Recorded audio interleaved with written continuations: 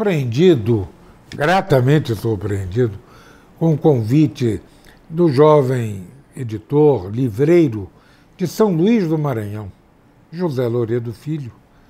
Fui àquela histórica capital do norte do Brasil pronunciar uma conferência sobre a Revolução de 1964, movimento este que participei nos meus verdes 18 para 19 anos.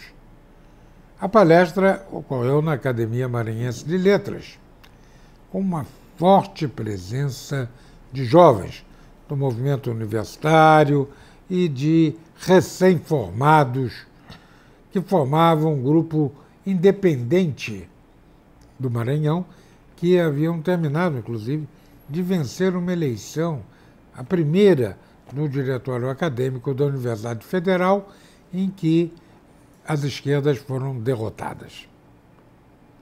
Tive a oportunidade de dar uma entrevista aos jornais locais, especialmente ao Estado do Maranhão, e um depoimento a um talentoso e jovem jornalista convidado pelo Zé Loredo, que participou da entrevista, que é o nosso Ronald Robson, um rapaz de grande futuro e um nome que vocês devem registrar.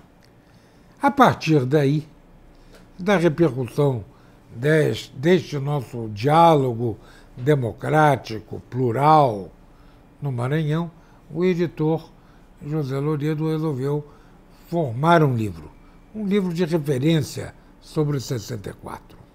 Daí surgiu um caldeirão chamado 1964, que é o título da conferência. O fundamento básico foi a palestra e as entrevistas. A ele juntou-se um álbum de fotografias dos jornais da época, para que a mocidade brasileira tivesse uma noção do clima que o país vivia naqueles meses que antecederam e que sucederam à eclosão do movimento de 64. Mais adiante, tem também cadernos de fotografias de recortes de jornais da nossa participação na Revolução, os recortes dos jornais que noticiavam a nossa participação do Grupo de Ação Patriótica, né, que mereceu de jornais como o Globo até uma chamada de primeira página para um dos manifestos em que nós, com outras entidades democráticas, estávamos alertando a nação para aquela ameaça do país mergulhar no caos e daí ser presa fácil do comunismo internacional, muito ativo na ocasião e que vinha de criar a sua cabeça de ponte na América Latina através de Cuba. O movimento de 1964, ele precisa ser conhecido. Ele sofre um martelar de infâmias, de calúnias, que procuram situar como um regime policial e um regime ditatorial totalitário. Não foi. Foi um regime autoritário, mas não foi um regime militar na medida em que foi a sociedade brasileira que foi bater as portas dos quartéis e bater na consciência cívica dos oficiais das nossas Forças Armadas para aquela intervenção. E por que não foi um movimento militar? Porque quem motivou, quem trouxe a opinião pública foram os políticos. O governador da Guanabara, Carlos Lacerda, talvez na época o mais importante líder político do país, carismático, grande orador. O governador de São Paulo, um estadista, Adhemar de Barros, que governava o Estado pela terceira vez. E um nome nacional havia disputado a presidência da República em 55, quando perdeu para JK, e em 60, quando perdeu para Jânio Quadros. O governador do Paraná, Ney Braga, todos os governadores eleitos. O governador Hildo Meneghetti, do Rio Grande do Sul, e, é claro, aquele que foi o líder civil da Revolução, o governador de Minas Gerais, Magalhães Pinto. Todos com um histórico de serviços prestados à democracia brasileira.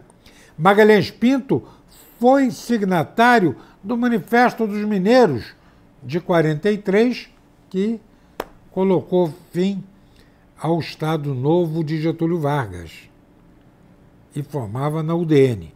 Ademar de Barros tinha o Partido Social Progressista.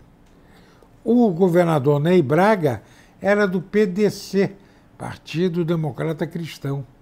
E o governador Meneghetti, do Rio Grande do Sul, era do PSD, o partido majoritário. Este movimento revolucionário, que partiu de Minas, com a guarnição federal de Minas, comandada pelo general Olímpio Mourão Filho, uma das grandes cabeças, grandes inteligências da sua geração de militares, este movimento não encontrou nenhuma resistência.